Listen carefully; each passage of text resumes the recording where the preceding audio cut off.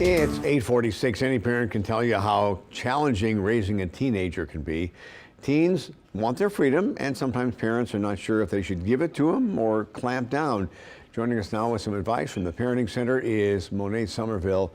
Thank you for joining us. First of all, is it just teens? I mean, I watch kids, very young start to get pretty rebellious too and want to, go out on their own.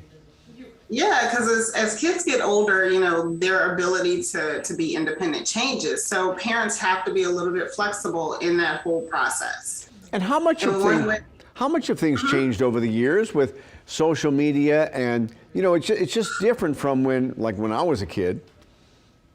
Yeah, social media has made a whole new layer of concerns for parents.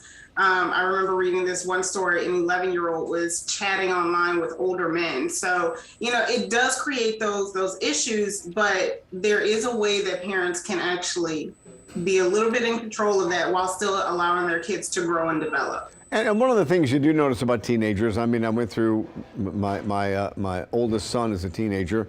He always thought he knew more than me. Oftentimes he did. So, they want to feel their oats. Yeah, you have to create those opportunities for them to be independent. And whether that means it naturally happens, like they're getting their first job, or it could be something that you create as far as like giving them the opportunity to plan a family night activity or planning and cooking dinner for the family.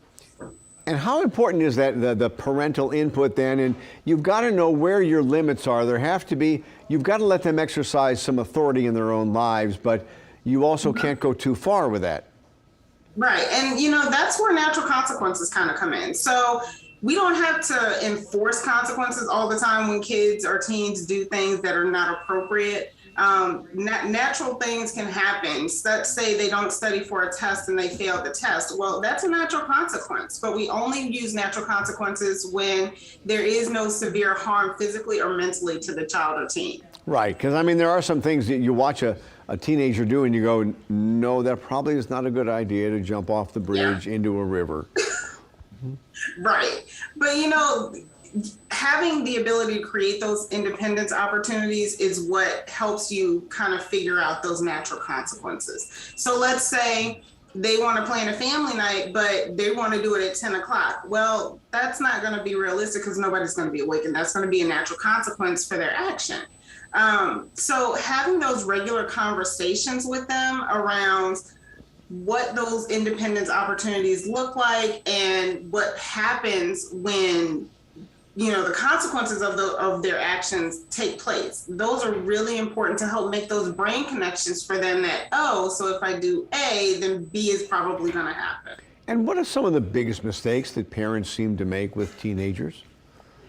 Either they are really strict and don't allow for that growth and independence, or they allow for too much independence. And it's kind of hard to gauge sometimes because every child is different. If you have multiple kids, you're going to have differences that are just going to be strict. Yeah.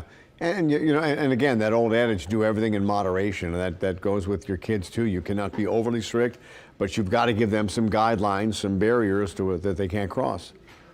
Right, and that's like what we consider to be perfect parenting.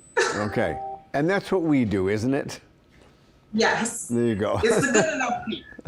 All right, Monet, thank you very much. The Parenting Center at Children's Hospital is available to help you with any parenting questions you might have.